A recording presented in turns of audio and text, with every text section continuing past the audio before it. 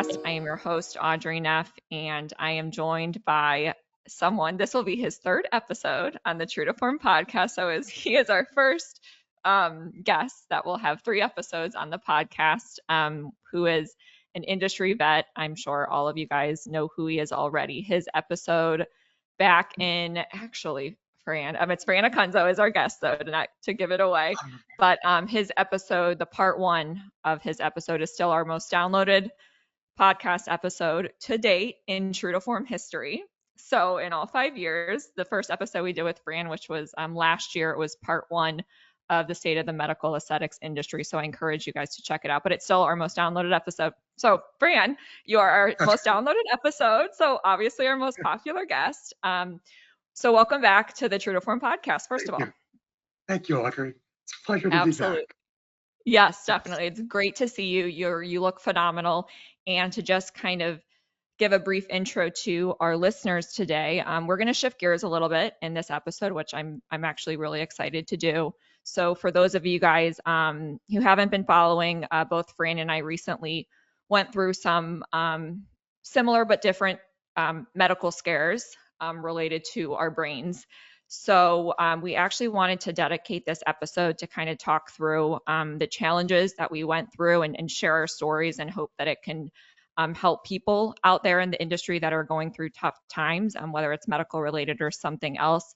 I recently did an episode, and I encourage you all to listen to it, with Amanda Holden, where I shared a bit of my story around what happened. I'm excited that Fran actually reached out to do this episode with me, because I can think of no better person to do this episode with, since we had somewhat similar situations. So other than that, Fran, first of all, it's so good to see you. You look amazing. You really, really do.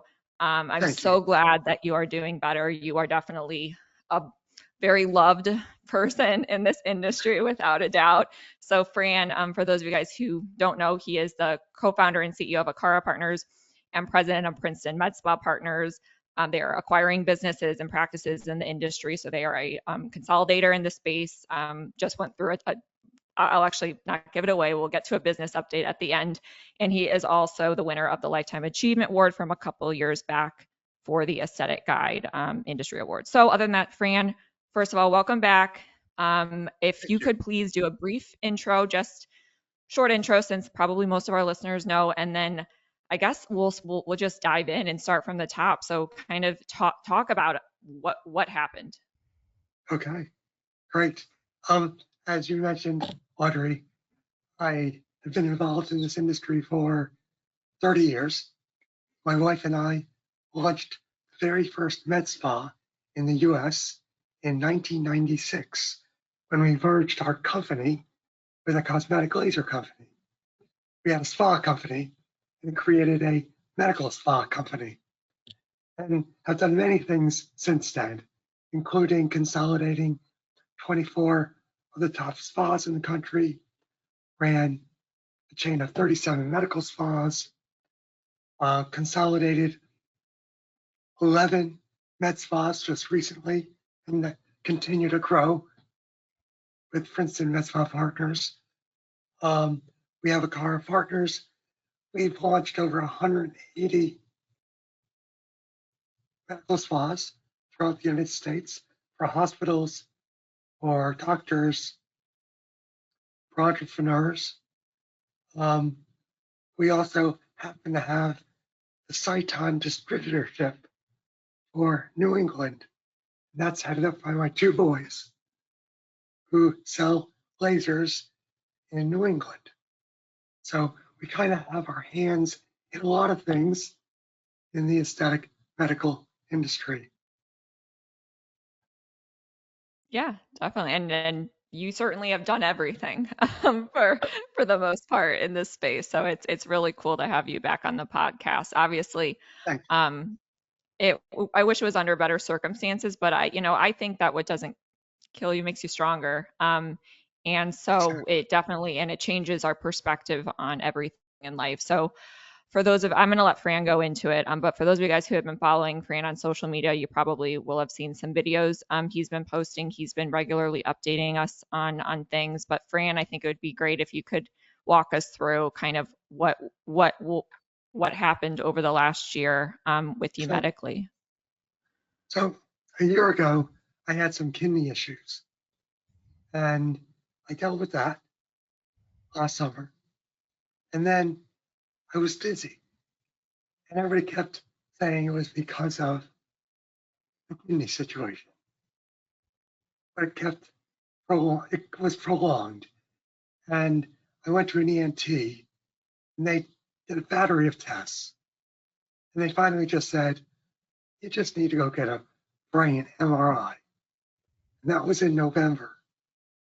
And I had a brain MRI, and it showed I had a tumor wrapped around my brainstem the size of a lemon. Wow. Yeah. So it was benign, luckily. So I had to have that removed. And in January, the end of January, a doctor by the name of Moliterno, head of neurosurgery at Yale, performed the surgery. Due to that surgery, everything was taken out. Very successful. But due to the fact that my nerves were sort of jostled around, the right side of my face became paralyzed, and my right vocal cord became paralyzed. And that was in end of January, February. So it's taken up until, well, my face came back almost instantly once it started to return, which was May. So in May, my face pretty much came back.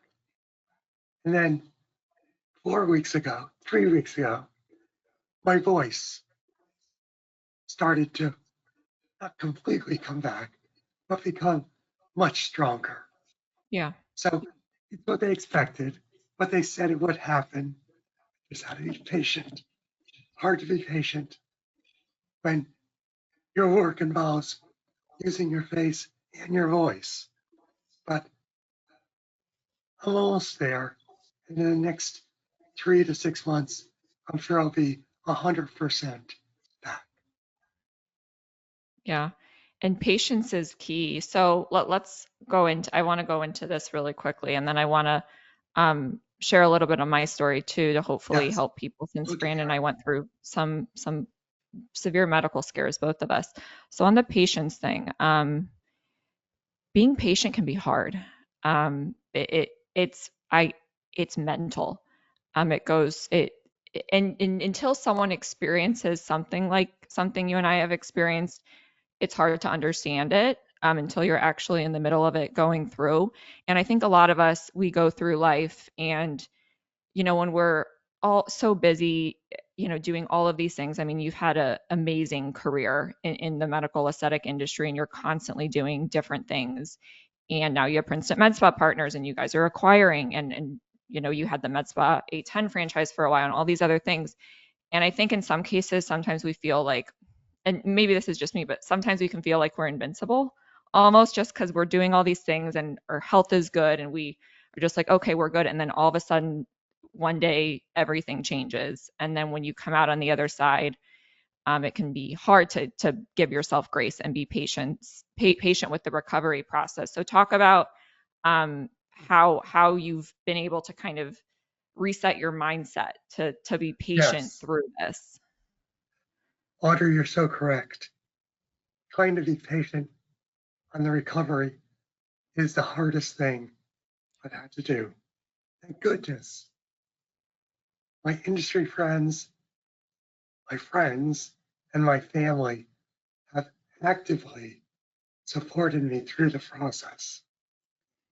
And I've had amazing physicians. If it wasn't for them, I couldn't have gone through what I've gone through. Yeah.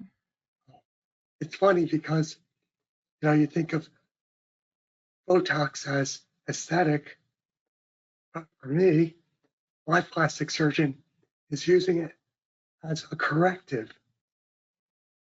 My face was pretty lopsided.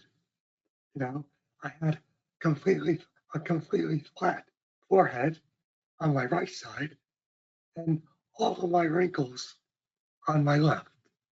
But the plastic surgeon, using Botox obviously, balanced out my forehead. So it's through the support from family, friends, industry friends, and my physician family that I've gotten through this. Wow. And it's funny to think too that we're in this industry. And like you said, we all think of Botox as being just, oh, it's just aesthetic. And to now see something else come for full circle and you actually come out of this and now your amazing, surgeon family, as you called it, is using aesthetics to help correct this. I think that's so amazing to see and hear. The otolaryngologist actually used a Restylane type product to fill my vocal cord. Wow. So not just for wrinkles, but fill my vocal cord to strengthen my voice. Wow. It was a hyaluronic acid. Wow. That's That was insane. And amazing.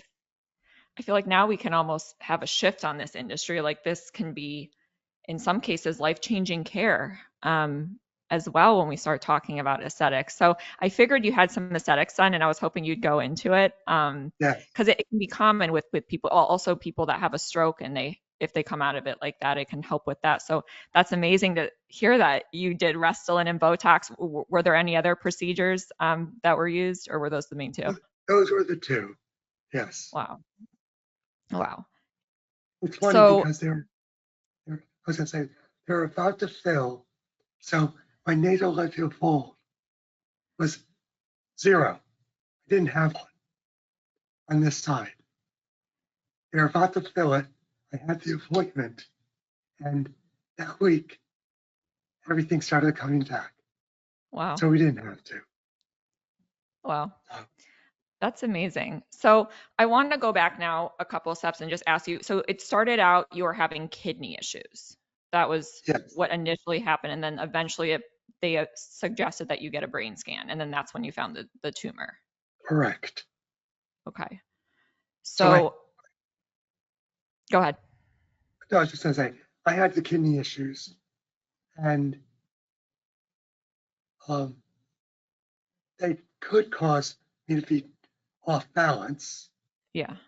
but it just didn't seem right. So I kept pushing. And that's how they found the brain tumor. Got it.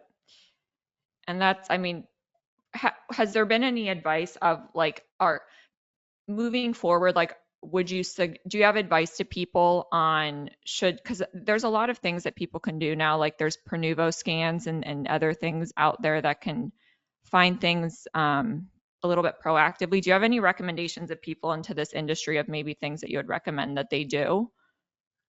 Um, just I think I wasn't proactive enough Okay. when I started feeling not so great last spring.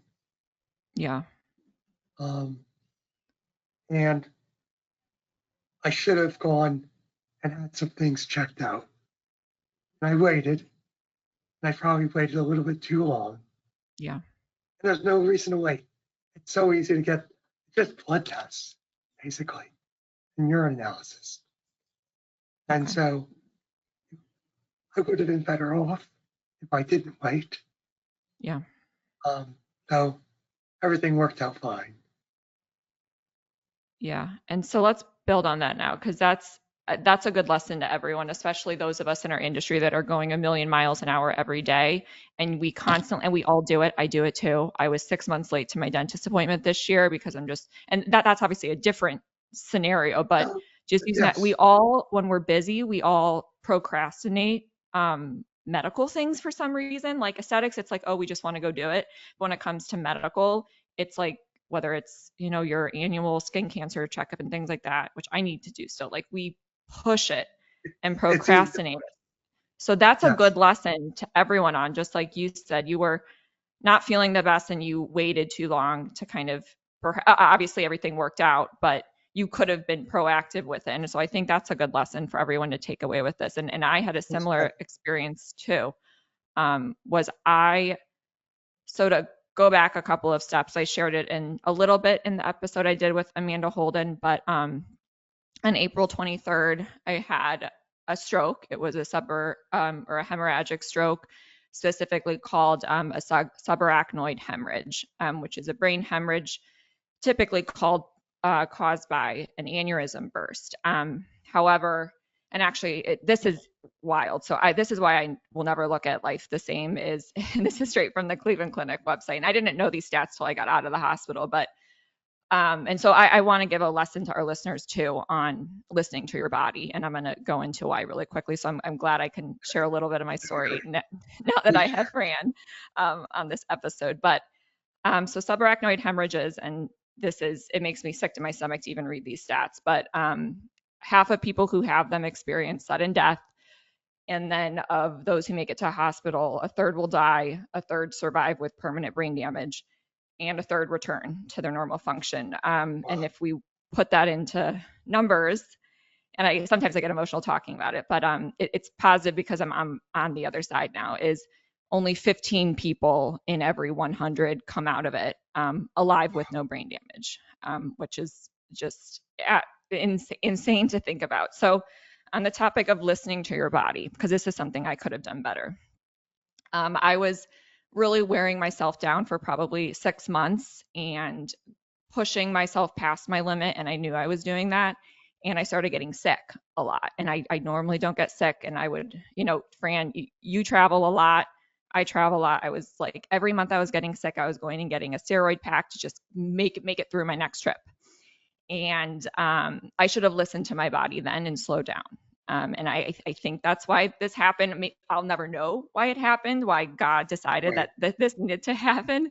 But I wish I had listened to my body. So I think that's a lesson I want to give everyone. If your body knows you better than anyone else on the planet, so listen to it. And Fran, just like you said, you were feeling a little off and you kept, pushing it back. And then I probably should have been proactive about it too. So that's something I wanted to share. And to, I got really lucky too, because it happened the day before I was supposed to go to Brazil and speak at MCAS. Oh, And to think if that had happened in Brazil, I would 100% be dead, because you need to get the treatment right away. So luckily, I have a hospital that was like 5 minutes from my house. But I wanted to share this, and I hope no one has this happen to them, but I wanted to give just some education on the signs of what to look for if you do have a brain hemorrhage. Obviously, I'm 31 years old. I'm very healthy. I've had so many labs and tests done, and everything is coming back saying I'm perfectly fine. So it's kind of been a hard thing with no answers to go through, other than it had to have been stress induced or something like that. But I was initially at the gym when it happened, and all of a sudden I got this pain in my neck. And I thought I had strained my neck. I was doing legs at the gym that morning. So I assumed, okay, I pulled my neck. And I started driving home. It was getting worse and worse. As soon as I got into my house, I collapsed and just began vomiting on the floor uncontrollably and called 911. And at this time, I'm still thinking, it's my neck. I pulled my neck. Because in a million years, I would have never thought I was having a stroke like that, So if anyone had, this is just, I just want to share what it feels like. Don't just go to the hospital. If you have any doubts in your mind about anything, I think it's just call 911. Worst case, if it was your neck, then who cares if it was a little bit of money that you had to spend to, go to the hospital and get out. So luckily, the neurosurgeon was not in surgery at the time. And it was a rough ambulance ride because the people in the ambulance thought I was being dramatic, because I'm like this 31 healthy person that had just gotten back from the gym. I'm in gym clothes, and they didn't even turn the sirens on or anything. Looking back, I'm like, man, those people were not the best. But luckily, just like you said, you had great neurosurgeons.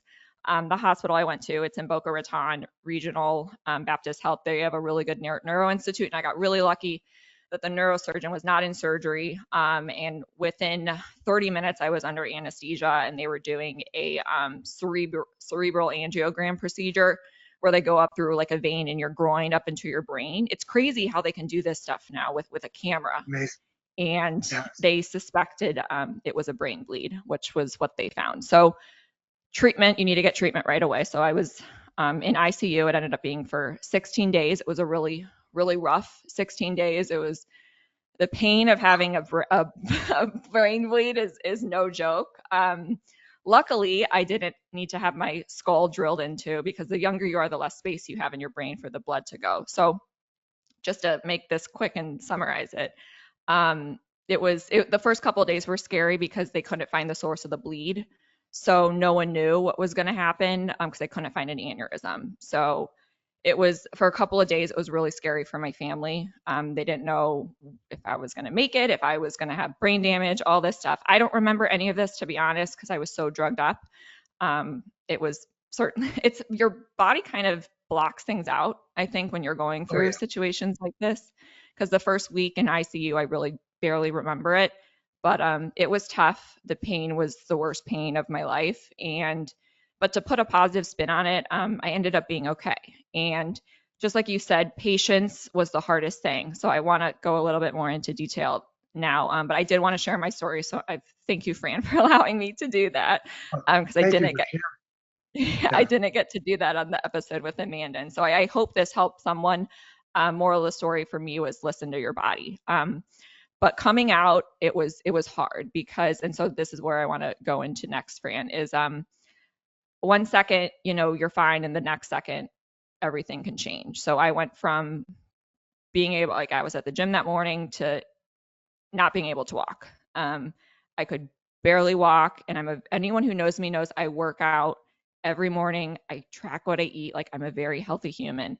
And I could barely walk in ICU. I could barely walk when I got out. And it was tough. It was so tough to almost feel helpless. And you're like, I just want to walk again, and all these things. And just like you said, patience is key in giving yourself grace, which all goes back to mindset. So when we start talking about overcoming the toughest of times and how mindset and positivity plays a key role, were there time, like, what are things that you told yourself through, obviously support plays a big role in having the right people around you, but what are some, I don't know, any pieces of advice you have for listeners or things that you went through of from a mindset perspective? Just staying very positive about the future, not thinking this is it, I'm done.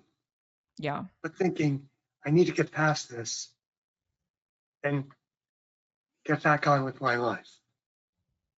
And not dwelling on the illness, but just staying focused on the fact that I can get healthy. I can be a productive human being again. Yeah. And I will be back out there in the industry doing things better than I did before. Yeah. That's good advice, but yeah, positivity, and then also thinking of the future, like you'll make it through this, and telling yourself that. Because if you tell yourself otherwise, your body listens and your mind listens to things that you tell it. Yes. So telling yourself, I'm strong, I can make it through this. I'm gonna have a great life. This happened for a reason, whatever reason that will be, we may never know, and that's okay. Something else I want to ask you, because this is something I experienced, was if you look at, while recovering, if you look at things from the bigger picture, as in you're out of the hospital and now you can barely walk, or you're out of the hospital, you have facial paralysis and things like that, and you look at it from the grand scheme of things, it can almost make it really easy to not be depressed, but be really upset and angry at the situation, versus focusing on tiny steps of progress along the way, instead of focusing on the big picture of like, I want to get better now, instead of zoning back in and being like, let's just focus on one little tiny step of progress at a time. Do you think that helped you at all? It did. It definitely did, because I think if I focused on the big picture, I would have been depressed. It really helped to do whatever it was I had to get done. I always made a point to go into work, so I kept myself active. I didn't do much.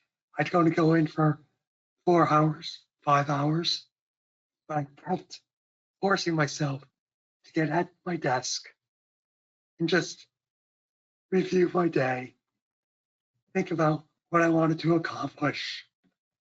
So that helped a lot. So I was never incapacitated. Obviously, I had to take a couple of weeks, Yeah. um, maybe more.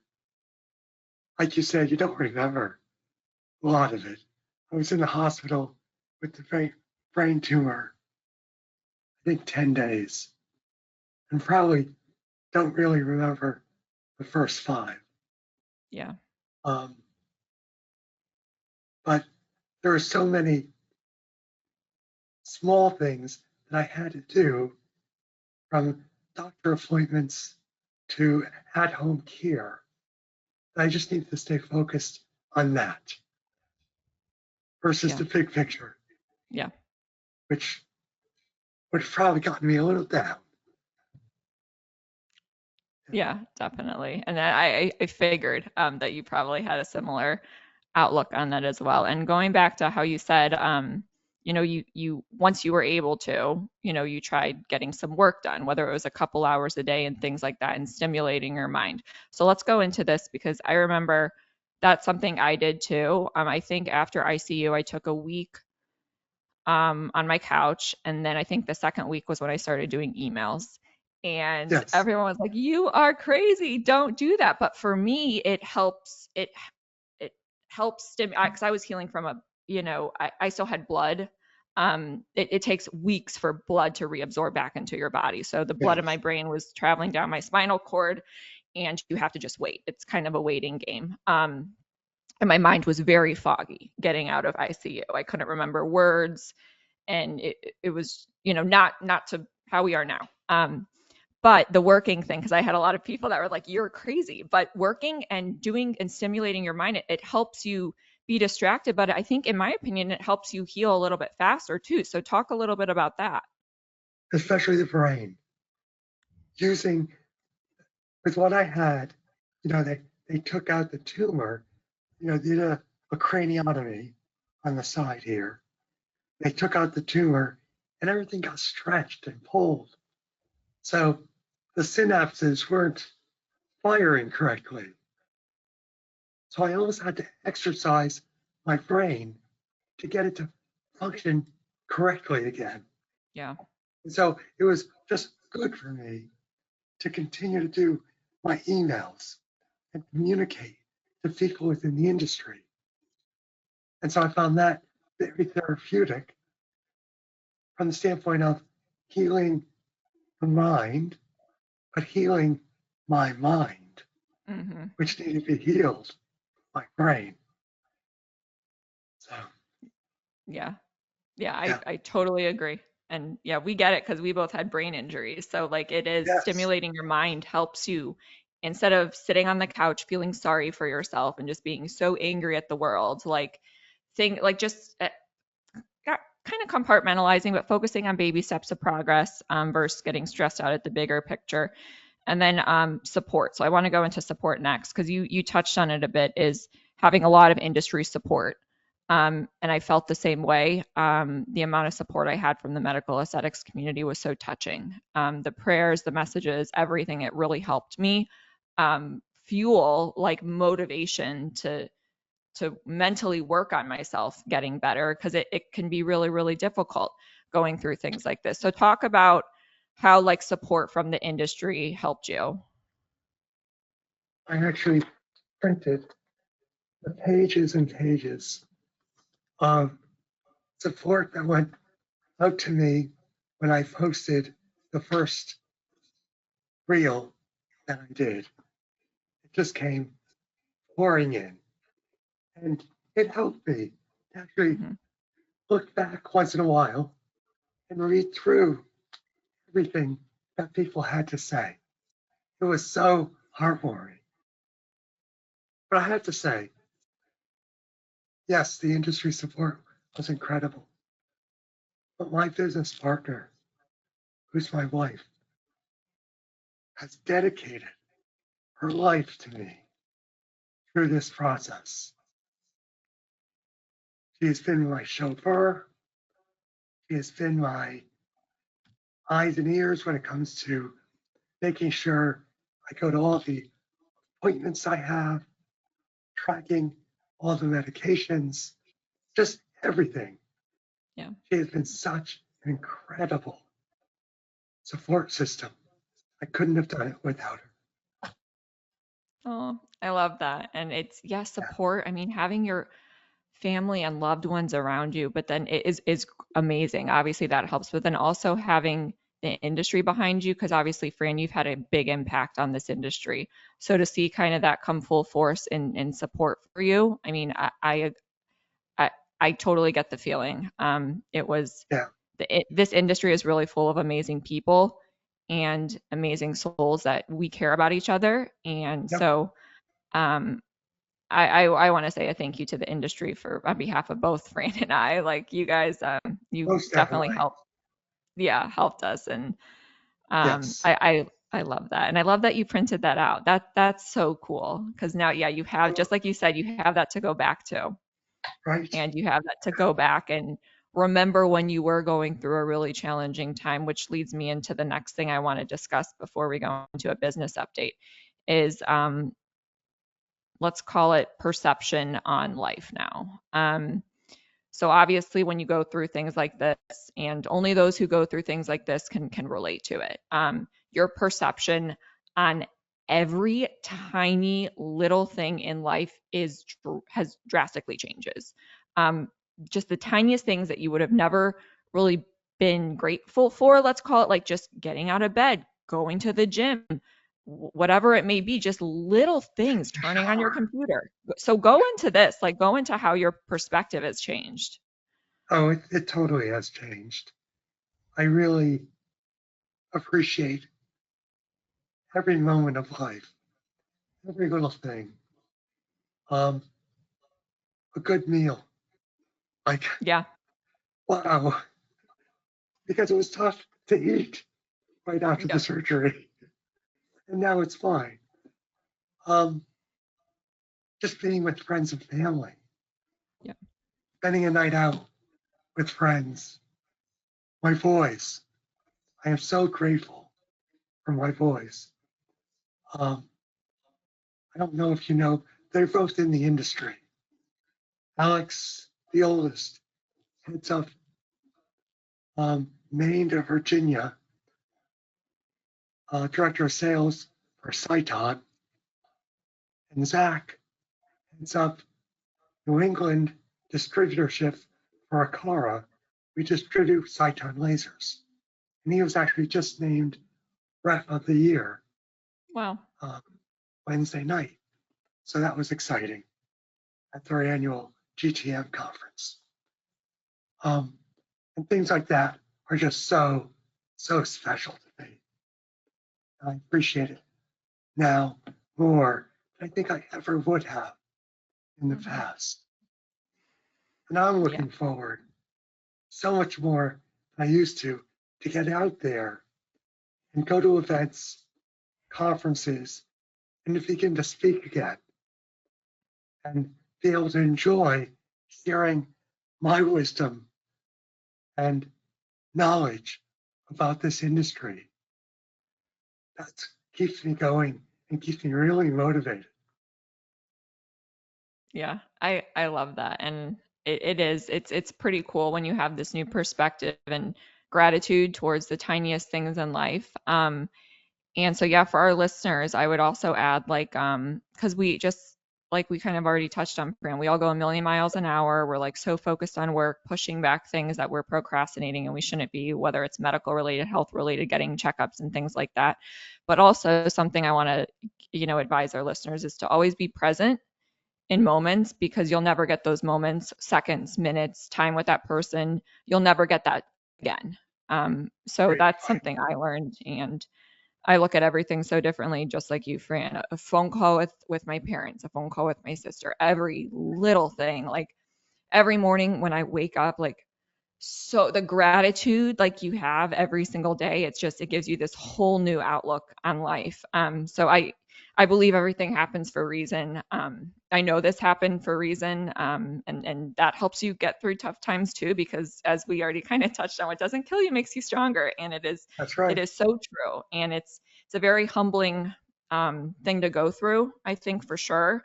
But you come out on the other side just feeling 10x the amount of strength you have for just everything in life and to get through situations. And now I will also add, and I'll ask your insight on this too, is things that we think are issues in our life or we think are things that stress us out. We think that these are things that annoy us, whether it's like, oh, a project we have to work on, oh, we're behind on something, oh, we don't want to go to this event, we're dragging our feet, we're complaining about it, whatever it is. These are things that we shouldn't be like, oh, I have to go do this. I have to go do this. We should be thinking of it as I am able to go do this. Like there are people out there that lose their lives every day or go through a brain injury and they can't do these things. So I'm curious Yes. around your concept of that. No, it's so true. Um, so much seems inconsequential, basically. Like what you would fret over or get concerned about in Hmm. the past, you just don't anymore Yeah. because you put it in perspective. And so you take things in stride Yeah. much more. Yeah. I totally agree. And it makes all these silly things that we think are like issues in our lives. They're not issues in our lives. No, If you are able to do these things, you should feel so grateful every day that you are able to do these things, not that you have to do them. So I love that you agree with that. So it's been, first of all, Fran, because I want to move to a business update, but I want to thank you for coming on. I'm so glad you reached out to me. It's been really, well, on behalf of myself and our listeners, thank you for sharing your story. Because obviously seeing you go through it, and being that you're such a prominent figure in the industry who's done so much, to see you go through that was obviously it obviously hit a lot of people hard. It's yes. difficult to watch people that you admire and respect go through really tough situations that they don't deserve. So I just want to thank you for, first of all, coming on and sharing your story about everything. Well, thank you for allowing me to. And thank you for sharing your story too. It really helps to hear what you've been through and so similar to what I've been through. So it's Yeah, no, great. I appreciate it. And I'm so glad you reached out to me because, yeah, I wanted to share my story, but I was a little timid about it. And I went into tiny details about in the other episode with Amanda. So I'm glad that we actually got to go a little bit into the weeds on this one. Yes. And Yeah. this is not to get pity from anyone. I'm not trying to get pity from anyone, just like you're not trying to. This is just to share a story with you guys, our stories, in hopes that well, first of all, it's a positive. It's a positive because we made it through, we're stronger, and we have a Yep. newfound gratitude for life. And so to just as a lesson or just a piece of advice is anyone can get through anything, if you put your mind to it and you have the right support system. So this is not by any means to get sympathy from anyone. We just wanted to kind of do this episode, share our stories, and tell everyone that you're stronger than you think. Everyone is stronger than I think they initially think until they go through something. And so hopefully this comes out as a enlightening story or episode for some people. That's why we wanted to do it. Fran, if you have anything to add to that before we move to a business update. Uh, let's just go right into the business update. Yeah, let's do it. Let's do it. Okay, so shifting gears now. So business update. So the last two episodes we did with Fran, and I highly encourage you guys to go back and listen to them. But it was part one. There was a part one and a part two of the state of the medical aesthetics industry in 2023. I think were the two episodes. So definitely go back on the podcast and listen to them. As I mentioned, part one was still our most downloaded episode in True to Form history. So Fran's been doing a lot of stuff through Acara, through now Princeton Medspa Partners. He has an exciting update as well. I want him to share around the funding that you guys, or the money that you raised recently. So go through business update. What is going on with Princeton Medspa Partners today? So Princeton Medspa Partners has acquired 11 locations throughout the country, med spas, and we just raised $120 million Wow. to aggressively continue our acquisition strategy. So we're looking at locations that are doing $2 million or greater, Okay. at $500,000 of EBITDA or greater.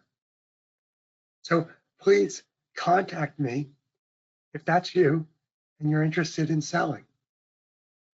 On the Acara partner side, we are actively still taking on clients to launch medical spas and to do sales and profit improvement for medical spas.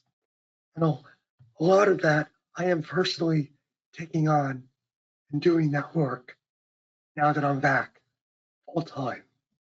So if you want to work with me to improve your medical spa or to launch a medical spa, please reach out and contact me. Yeah, definitely. And I give you all the support and credit in the world. Fran's an amazing person, as you guys can obviously tell, and he knows this industry better than probably anyone. And yeah, so just to kind of reiterate for you guys that are listening, if you're in a stage of business where you're considering exiting or partnering with a consolidator in the space, certainly reach out to Princeton Medspa Partners. Obviously, he gave you the criteria. They're looking at practices that are doing 2 million or more in revenue and 500K in EBITDA. So if you guys are, in that stage of business, given that we're in this consolidation phase now in the industry, a lot of people are kind of thinking about their business more, or thinking about the, beginning with the end in mind. If you're starting out, we should all do that regardless. And then obviously, if you're looking to launch and grow, Acara is another amazing organization to reach out to. Fran, if you have anything to add on that front, where people can find you, is there a website, email? Sure. Our website is acarapartners.com. My email is Acunzo@acarapartners.com. Perfect. So highly encourage you guys to reach out. And then Princeton, should they just use that email as well if they're interested in reaching out? That's fine. Okay, perfect. Perfect. And then I guess one thing I want to end on is future outlook of the industry in the rest of the year. Do you have any, because obviously we're halfway through 2024, which is crazy. And obviously the last 6 months has been an interesting ride for both of us. So now that we're halfway through the year, let's do you have, since you're obviously, you have your hands in everything, do you have any predictions over the next 6 months or anything else you want to end with with our listeners? It really comes down to continued consolidation. Yeah. We see a lot more private equity players jumping in and a lot more money being available for acquisition. Mm-hmm. What's nice is, even with us, you can sell, but you can stay in for a certain percentage and ride the wave and make more money down the road. And you just have to focus on being a provider, no longer worrying about the business on a day-to-day basis. So yeah, I see that being what's happening in the next 6 months.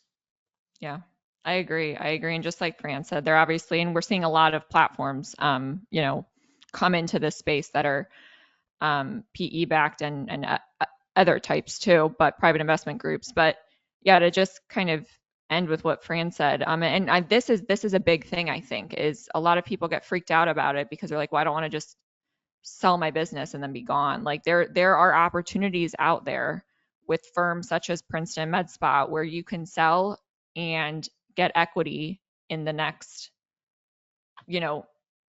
event, let's call it. down the road. So it's definitely a good time to do that for sure. I think early adopters always kind of reap the benefits in terms of things like this. So I certainly encourage you guys, if you're in this stage of business, or you just want to have a conversation with Fran about it and learn more and kind of see if you're the right fit, I definitely encourage to reach out to him. So Fran, thank you times a Thank you. million for absolutely.